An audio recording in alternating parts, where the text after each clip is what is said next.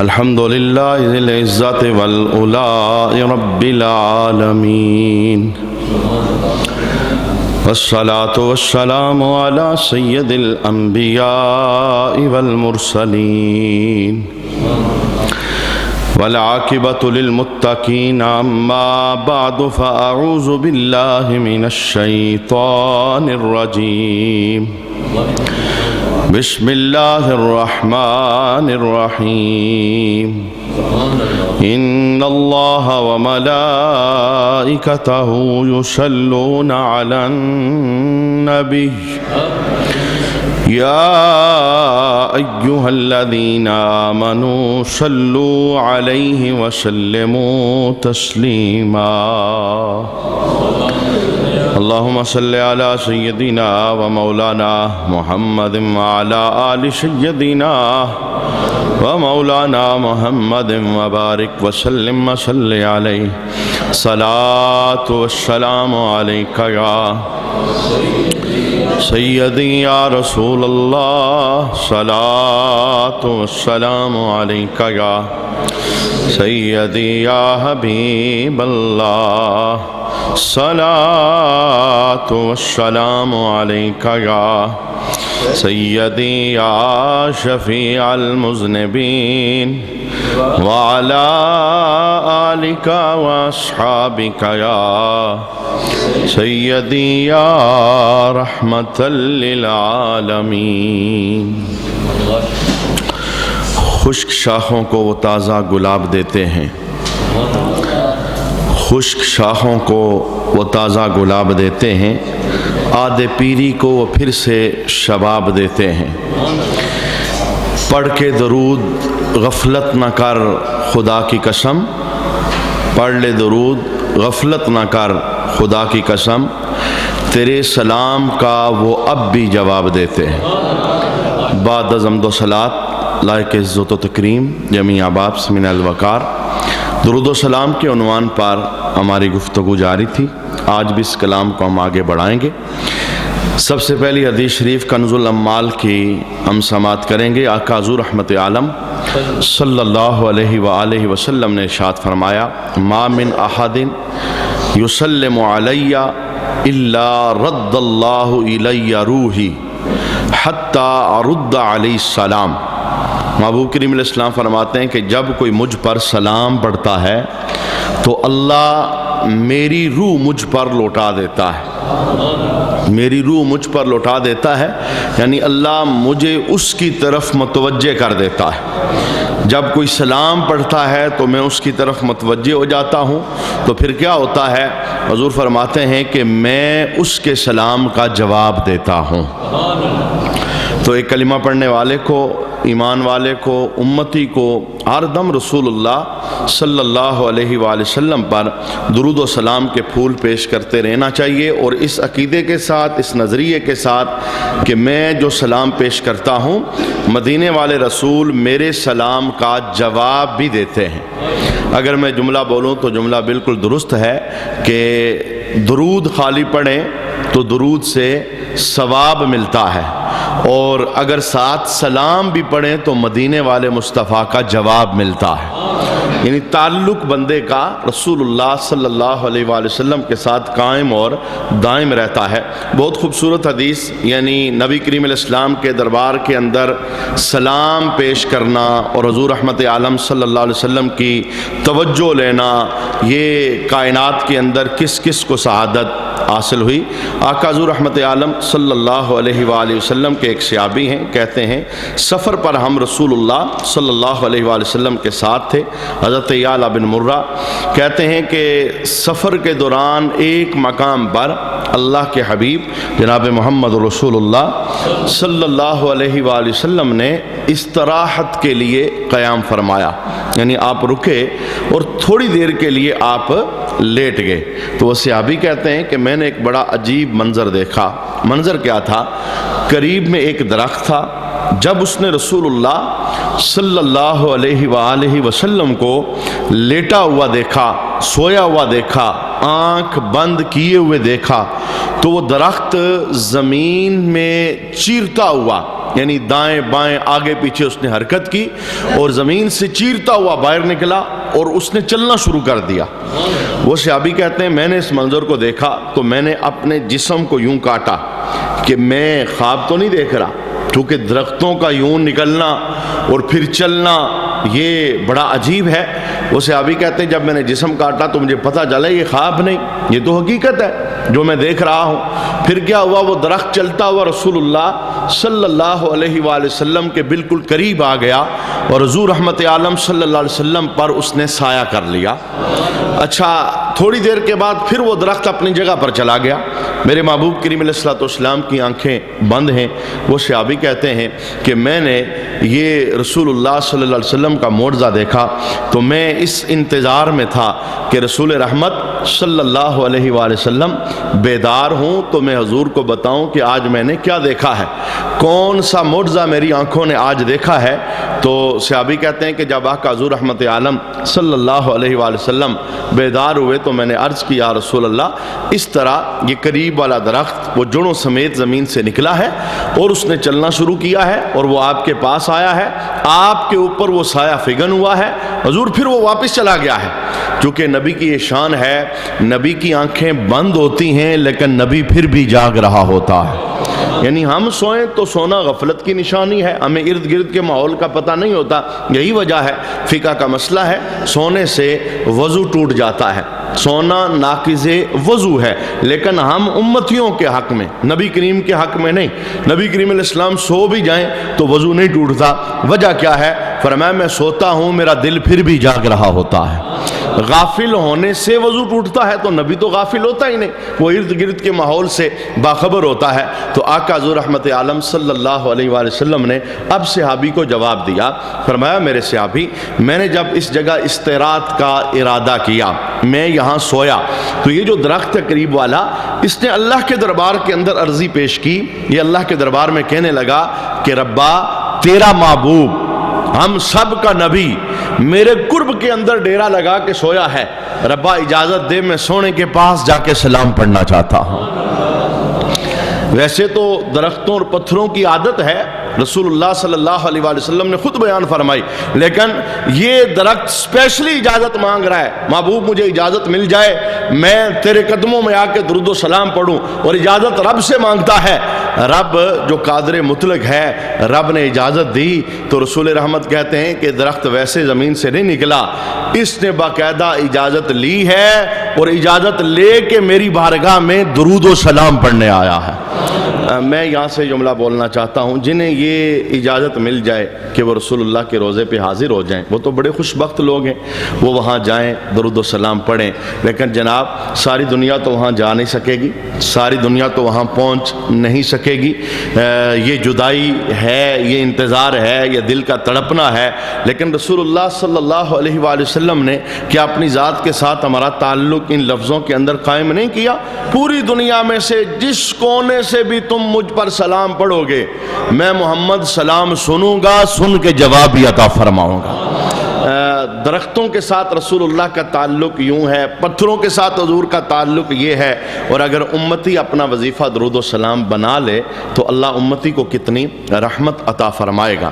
یاد رکھیے گا عشر کے دن بھی رسول اللہ صلی اللہ علیہ وآلہ وسلم کے ساتھ تعلق اسی بندے کا مضبوط ہوگا جو دنیا میں رج رج کے سونے محمد پہ درود و سلام پڑھتا ہے۔ ایسا نہیں ہوگا دنیا کے اندر درود و سلام سے غافل رہا، درود و سلام کا وظیفہ اس کی زبان پر آیا نہیں، ہفتے گزر گئے، مہینے گزر گئے، اس نے نام محمد لیا ہی نہیں، اور بزم عشر میں اسے قرب میسر آ جائے، ایسا نہیں ہے۔ ایک حدیث شریف سماعت کریں، ام المومنین اما عائشہ صدیقہ رضی اللہ تعالی عنہا آپ اس حدیث کو روایت کرتی ہیں، کہتی ہیں سحری کا وقت تھا، میں اپنے گھر کے اندر موجود تھی، سوئی کے ساتھ میں کپڑا سلائی کر رہی تھی، اچانک مدینہ شریف کی ٹھنڈی ہواؤں کے جھونکے میرے کمرے کے اندر داخل ہوئے، جو چراغ جل رہا تھا وہ بجھ گیا، کمرے کے اندر اندھیرا ہو گیا، سوئی میرے ہاتھ سے گر گئی۔ تو اما عائشہ کہتی ہیں کہ اسی اثناء کے اندر میں پریشان تھی کہ سوئی کیسے تلاش کروں، اندھیرا تھا کمرے کے اندر، اما عائشہ کہتی ہیں اسی اثناء کے اندر سونے نبی میرے کمرے میں جلوہ گر ہو گئے۔ اچھا جب رسول اللہ کمرے میں داخل ہوئے نا، ام المومنین اما عائشہ صدیقہ رضی اللہ تعالی عنہا آپ کہتی ہیں کہ حضور کے چہرے کے نور سے میرا پورا کمرہ روشن ہو گیا، پورا کمرہ روشن ہو گیا اور نور پورے کمرے کے اندر داخل ہو گیا۔ یہ تو رسول اللہ کی شانوں میں سے ایک شان تھی۔ حضور رحمت عالم صلی اللہ علیہ وسلم اندھیری گلی میں داخل ہو جاتے تھے، چہرے کے نور سے گلی کے اندر نور آ جایا کرتا تھا۔ بات کی بات تو بات کی بات ہے، اماں حلیمہ سعدیہ کہتی ہیں جتنا عرصہ سونا میرے گھر کے اندر رہا ہے، میں نے کبھی دیا نہیں جلایا اور میں نے کبھی چراغ نہیں جلایا۔ میں جس کمرے کے اندر سونے مصطفیٰ ہوتے تھے، خود بخود اندھیرے کے اندر نور داخل ہوتا رہتا تھا۔ یہ حضور کے چہرے کا نور تھا۔ حضور تشریف لائے تو کمرہ پورے کا پورا نورانی ہو گیا اور روشن ہو گیا۔ اما عائشہ صدیقہ رضی اللہ تعالی عنہا آپ نے عرض کیا، یا رسول اللہ آپ کا چہرہ کتنا روشن ہے، آپ کے چہرے کا کتنا نور ہے، اندھیرا ختم ہوا، میں نے سوئی تلاش کر لی۔ اب رسول اللہ نے کلام ارشاد فرمایا عائشہ وہ بندہ بہت زیادہ ہلاکت والا ہے اور محرومی والا ہے جو بزم حشر کے اندر میرا نور والا چہرہ نہیں دیکھ سکے گا، جو میری زیارت نہیں کر سکے گا، جو مجھے دیکھ نہیں سکے گا۔ محرومی ہے اس کے لیے، ہلاکت ہے اس کے لیے۔ ہر امتی کی تمنا ہے حضور کا دیدار ہو جائے، حضور کا چہرہ دیکھ لیں، حضور پہ بزم حشر میں نظر پڑ جائے، لیکن اللہ کے حبیب کہتے ہیں بندہ محروم ہے، ہلاکت والا ہے جو مجھے بزم حشر میں دیکھ نہ سکے، میری زیارت نہ کر سکے۔ اما عائشہ کہتی ہیں میں نے پوچھا یا رسول اللہ صلی اللہ علیہ وآلہ وسلم وہ کون بدبخت ہے جو عشر کے دن آپ کی زیارت نہیں کر سکے گا اور آپ کو دیکھ نہیں سکے گا؟ میرے محبوب کریم علیہ السلام نے اس موقع پر یہ کلام ارشاد فرمایا جس بندے نے مجھ محمد صلی اللہ علیہ وآلہ وسلم کا نام سنا اور بخل کی وجہ سے مجھ پہ درود نہ پڑا، وہ بزم عشر میں میری زیارت نہیں کر سکے گا۔ امتی کا تو حق بنتا ہے کہ جب نام آئے تب اس کی زبان پہ درود و سلام جاری ہو جائے، درود کا وظیفہ، سلام کا وظیفہ، ہر بار نام لینے پر، لکھنے پر۔ چونکہ آقا حضور رحمت عالم صلی اللہ علیہ وآلہ وسلم نے مزید بھی وعیدیں بیان فرمائی کہ جو لوگ درود کو بلا دیتے ہیں، جو لوگ درود اور سلام کو وقت نہیں دیتے، بار بار نام آتا ہے، غفلت کے اندر وہ وقت گزار دیتے ہیں اور حضور رحمت عالم صلی اللہ علیہ وآلہ وسلم پر درود و سلام نہیں پڑھتے، اللہ ان سے کیسے ناراض ہوتا ہے۔ ایک حدیث اور سماعت کر لیں، حضرت انس رضی اللہ تعالی عنہ آپ اس حدیث کے راوی ہیں۔ آقا حضور رحمت عالم صلی اللہ علیہ وآلہ وسلم نے ارشاد فرمایا کیا میں تمہیں بخیلوں میں سے سب سے بڑا بخیل نہ بتا دوں؟ بخیلوں میں سے، کنجوسوں میں سے سب سے بڑا کنجوس، سب سے بڑا بخیل۔ پوچھا گیا یا رسول اللہ صلی اللہ علیہ وآلہ وسلم وہ کون ہے جو بخیلوں میں سب سے بڑا بخیل ہے اور سب سے بڑا کنجوس ہے؟ میرے محبوب نے ارشاد فرمایا وہ بندہ سب سے بڑا بخیل ہے جس کے سامنے میرا نام لیا گیا اور اس نے مجھ پہ درود نہ پڑا۔ میرے ساتھ اس کا تعلق تھا، میں اس کا نبی ہوں، وہ میرا امتی ہے، پوری زندگی میں نے اس کی رحمت کی دعائیں مانگی ہیں، اس کی بخشش کی دعائیں مانگی ہیں۔ اب حق بنتا ہے جب میرا نام آئے تب اس کی زبان پہ درود و سلام جاری ہو جائے۔ فرمایا وہ بندہ بخیلوں میں سے بڑا بخیل ہے جس کے سامنے میرا نام آتا ہے اور مجھ پہ درود و سلام نہیں پڑتا۔ ایک اور حدیث کے اندر حضور رحمت عالم صلی اللہ علیہ وآلہ وسلم نے ارشاد فرمایا من الجفاء ان اسکر عند الرجل فلا یصلی علی۔ میرے محبوب فرماتے ہیں یہ جفا ہے، یہ بے وفائی ہے۔ کیا کہ کسی بندے کے سامنے میرا نام لیا جائے اور وہ مجھ پہ درود و سلام نہ پڑے، یہ بڑی بے وفائی ہے، یہ جفا ہے، یہ محبت کا حق محبت میں ادا نہیں ہو رہا کہ میرا اس کے سامنے نام لیا جا رہا ہے اور وہ مجھ پہ درود و سلام نہیں پڑھ رہا۔ اچھا اسی عنوان کی ایک اور حدیث حضور رحمت عالم صلی اللہ علیہ وآلہ وسلم نے ارشاد فرمایا، حسن بن علی اس حدیث کو روایت کرتے ہیں، رسول اللہ نے فرمایا کفا بہی شخن ان اسکر عند رجل فلا یصلی علی۔ فرمایا بندے کے بخیل ہونے کے لیے یہی کافی ہے کہ اس کے سامنے میرا ذکر ہو رہا ہے اور وہ مجھ پہ درود و سلام نہیں پڑھ رہا۔ کوشش کریں ایسے اجتماعات اجتماعات کے اندر، جن اجتماعات کے اندر رسول اللہ صلی اللہ علیہ وآلہ وسلم کا ذکر پاک ہوتا ہے، ان میں شرکت ہو تو جب جب نام آئے تو توجہ پوری اس گفتگو کی طرف رکھیں، توجہ پوری اس نام کی طرف رکھیں، جس کی خاطر جمع ہوئے ہیں، جس کی خاطر اکٹھے ہوئے ہیں، جب جب نام آئے زبان پر یہ نغمہ درود و سلام کا جاری رکھیں۔ اللہ کریم اس بزم کو رحمت بھی عطا فرمائے گا اور اس بزم کو شرف قبولیت بھی عطا فرمائے گا۔ میرے محبوب کریم علیہ الصلوۃ والسلام نے جو امت پر اپنے حق بیان فرمائے، قاضی ایاز مالکی نے شفا شریف کے اندر ایک امتی کے رسول اللہ پر کیا حق بنتے ہیں، ایک امتی کو کیا کیا کرنا چاہیے، تو وہ اپنے نبی سے حق ادا کرنے کے اندر پورا اترے گا۔ تو آپ نے وہ حقوق جہاں لکھے نا، امتی کے حقوق نبی پر کیا ہے، تو وہاں ایک حق آپ نے یہ بھی لکھا، قاضی ایاز مالکی نے شفا شریف کے اندر آپ ارشاد فرماتے ہیں کہ امتی کا نبی پر حق بنتا ہے کہ وہ کثرت سے حضور پر درود و سلام پڑھے، کثرت سے یہ وظیفہ اپنی زندگی کے اندر شامل کر لیں۔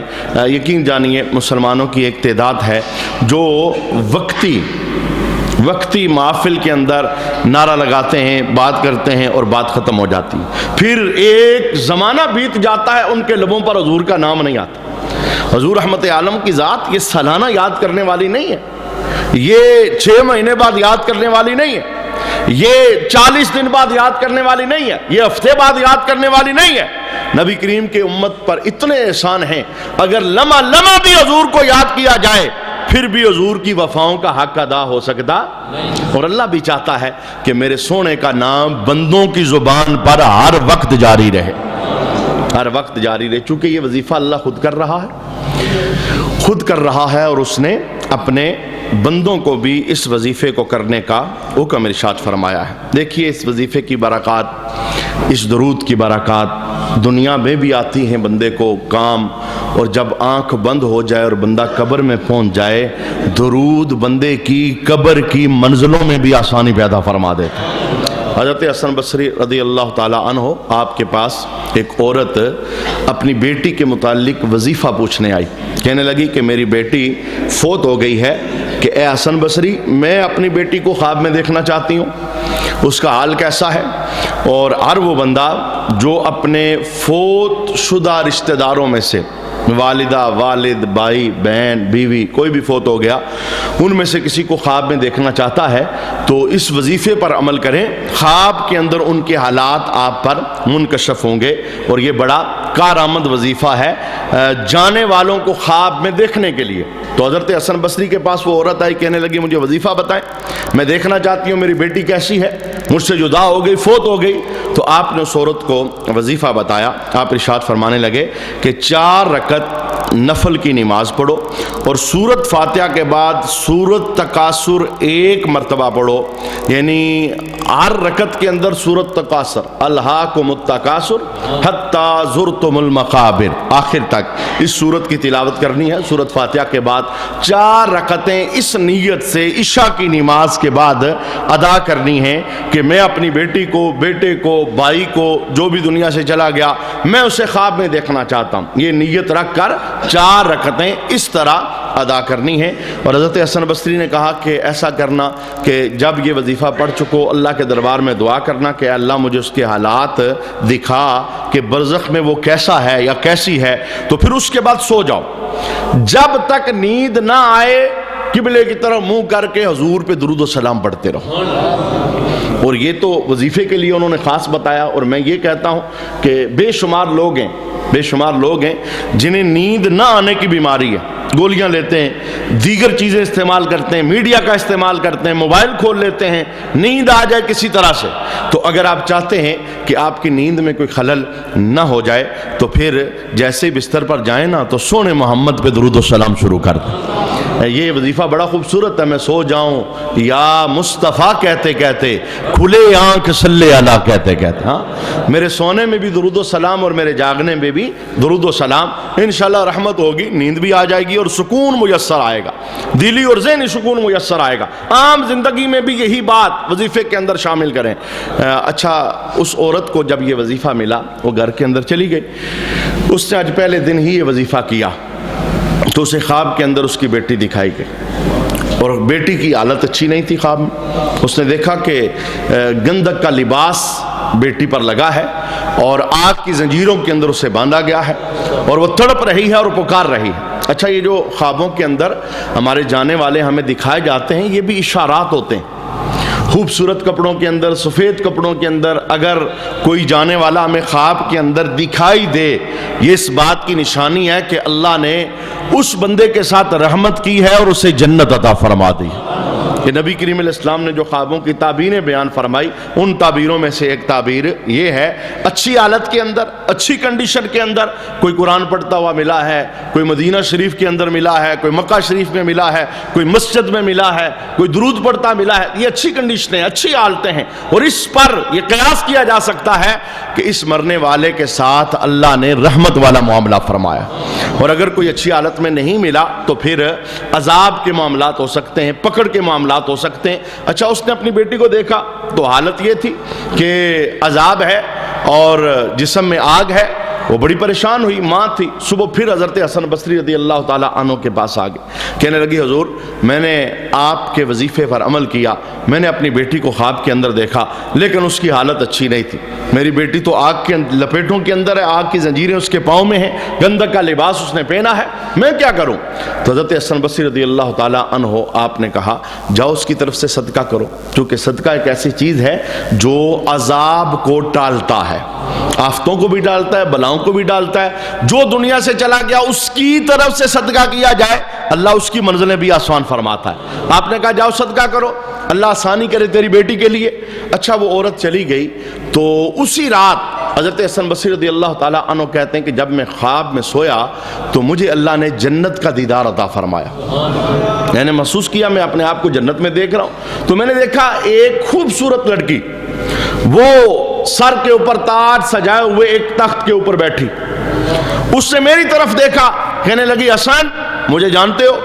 تو میں نے اس لڑکی کو پہلی بار دیکھا تھا، میں نہیں جانتا تھا، میں نے کہا میں نہیں جانتا آپ کو، آپ کون ہیں؟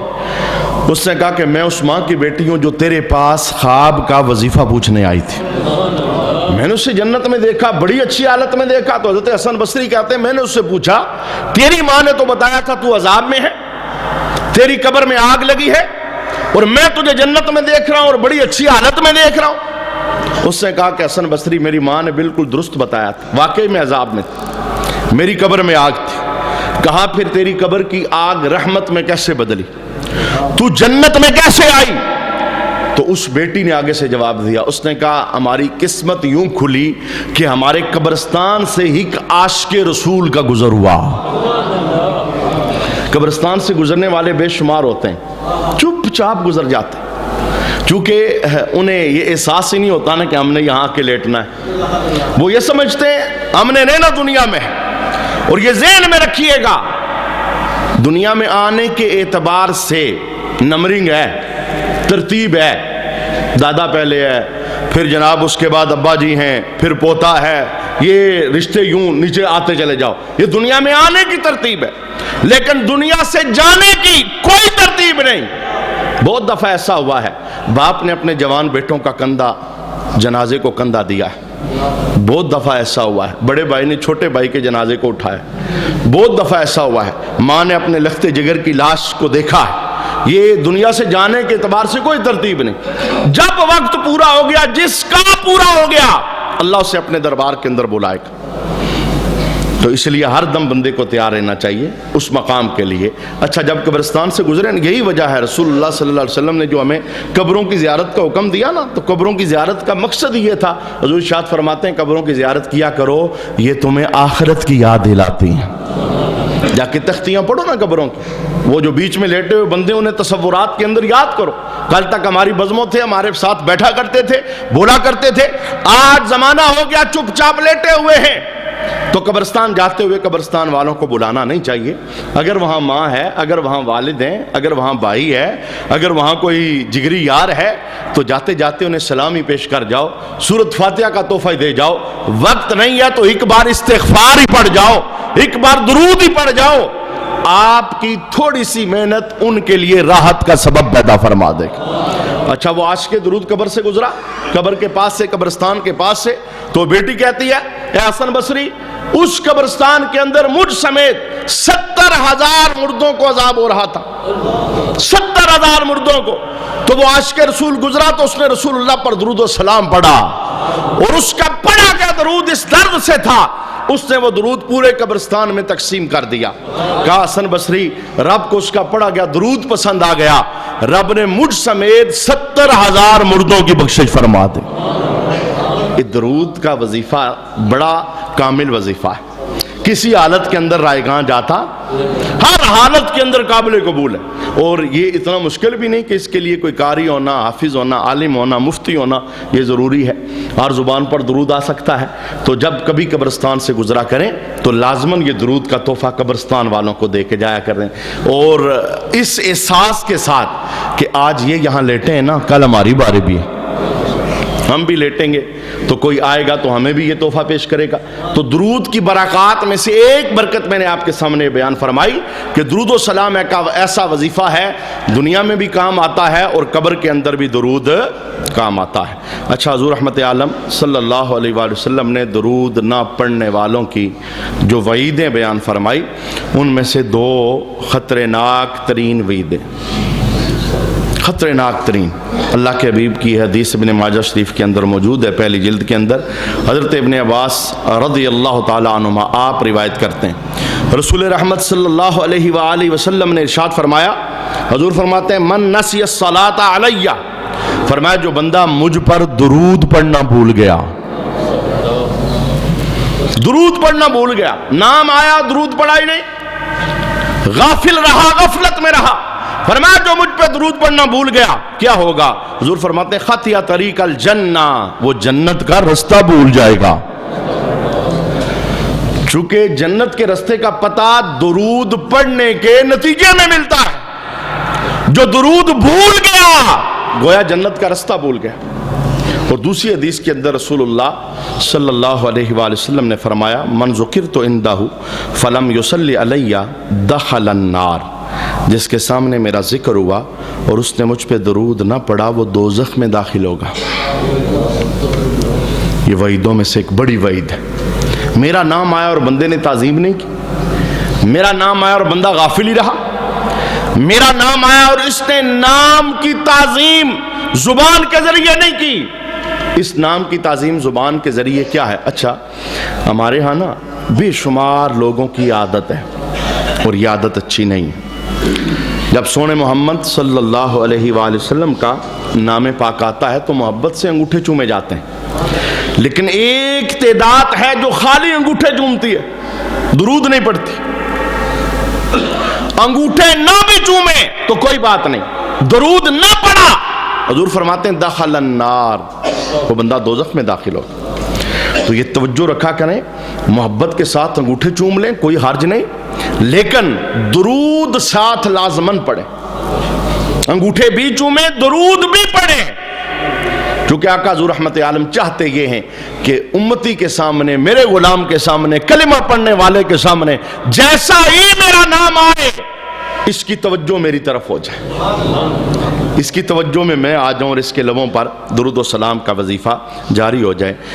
یہ دیکھیے یہ جو 2 دن ہیں نا، ایک حدیث اس پر ہم نے گزشتہ نشست میں بھی سماعت کی تھی، خصوصاً جمعرات کا اور جمعے کا، یہ اللہ کے ہاں بڑے فضائل رکھتے ہیں یہ دن، اور ان کے متعلق رسول اللہ صلی اللہ علیہ وسلم نے خصوصی کچھ وضاحتیں بیان فرمائی ہیں. ایک حدیث شریف سماعت کریں، حضرت ابو ہریرہ رضی اللہ تعالی عنہ آپ اس حدیث کو روایت کرتے ہیں، رسول رحمت صلی اللہ علیہ وآلہ وسلم نے فرمایا اذا کان یوم الخمیس، جب جمعرات کا دن آتا ہے، بعث اللہ ملائکہ، تو اللہ اپنے کچھ مخصوص فرشتے زمین پر بھیجتا ہے، مخصوص فرشتے زمین پر بھیجتا ہے. اچھا کس طرح؟ معاہم صحف من فضہ، جن کے پاس چاندی کے کاغذ ہوتے ہیں، اور دوسری بات وَأَقْلَامٌ مِّن ذَهَبٍ، اور سونے کے قلم ہوتے ہیں، چاندی کے کاغذ اور سونے کے قلم. اچھا وہ فرشتے کیا کرتے ہیں؟ یکتبون یوم الخمیس و لیلۃ الجمعہ اکثر الناس علی صلاۃ، میرے محبوب فرماتے ہیں جو بندہ جمعرات کے دن اور جمعہ کی رات میں مجھ پر کثرت سے درود پڑھتا ہے، فرشتے اس کا نام لکھتے ہیں۔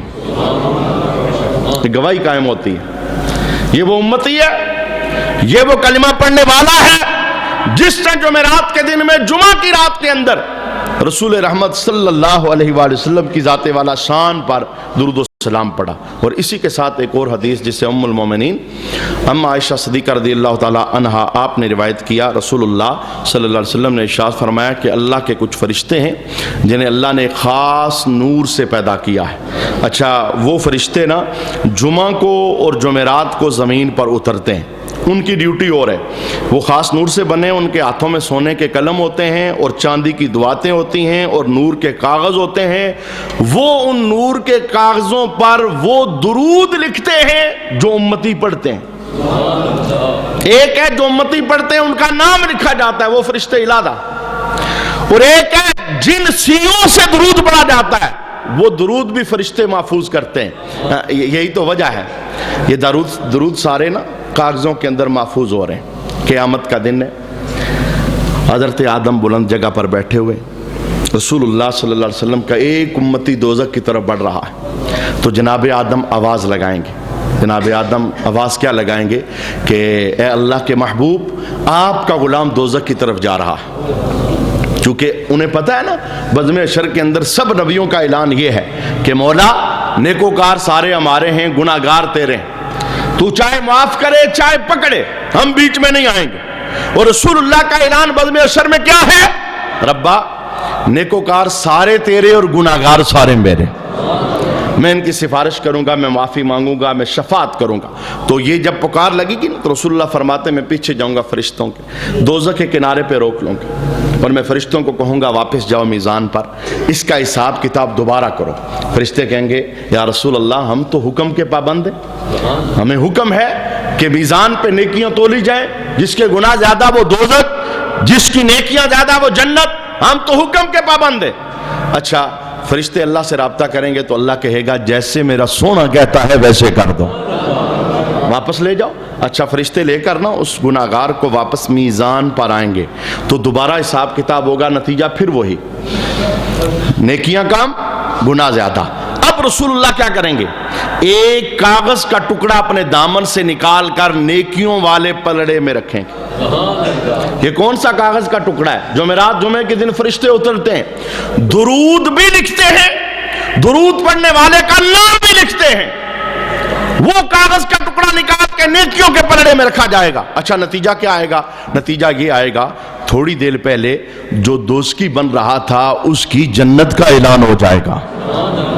تو دامن تھام کے پوچھے گا یہ کیا ہے؟ یہ کاغذ کا ٹکڑا کیا ہے جس کی وجہ سے میری خلاصی ہو گئی، میری دوزخ جنت میں بدل گئی؟ تو آقا حضور ارشاد فرمائیں گے دنیا میں جو تو نے محبت سے ہم پہ درود پڑھا تھا نا، ہم نے سنبھال کے رکھا تھا، آج درود تیرے کام آ گیا ہے۔ تو حضور رحمت عالم صلی اللہ علیہ وسلم پر درود و سلام پڑھنا یہ ہزارہا برکات کا، رحمتوں کا مجموعہ ہے۔ اسی عنوان کے ایک آخری حدیث سماعت کر لیں۔ جمعہ والے دن درود و سلام کا کیا فائدہ ہے؟ میرے محبوب فرماتے ہیں، حضرت علی سے روایت کرتے ہیں، من صلی علی النبی صلی اللہ علیہ وآلہ وسلم یوم الجمعۃ 100 مرہ، جس نے جمعہ کے دن 100 بار مجھ پر درود پڑھا۔ پچھلی نشست کے اندر 200 بار درود پڑھنے کی فضیلت جمعہ والے دن، اور آج کی نشست میں 100 بار درود اور 200 پڑھیں گے نا تو دونوں فضیلتیں حاصل ہو جائیں گی۔ جس سے جمعہ کے دن مجھ پر 100 بار درود پڑھا، حضور فرماتے ہیں جا یوم القیامت و معاہ نور، فرمایا جب وہ قیامت کے دن آئے گا تو اس کے ساتھ ایک نور ہوگا، اکیلا نہیں، مجھ پہ درود پڑھنے والا جمعہ کے دن 100 بار بزم حشر میں آئے گا، اس کے ساتھ ایک نور ہوگا۔ لو قسم ذالک النور بین الخلق کلہم لو سعاہم، میرے محبوب فرماتے ہیں وہ اتنا نور ہوگا اگر ساری مخلوق میں تقسیم کر دیا جائے تو وہ کافی ہو جائے۔ یہ نور کیسے ملے گا؟ درود کے نتیجے میں، سلام کے نتیجے کے اندر۔ ہم اللہ کے دربار میں دعا کرتے ہیں اللہ کریم ہم سب کو کثرت سے درود و سلام پڑھنے کی توفیق نصیب فرمائے۔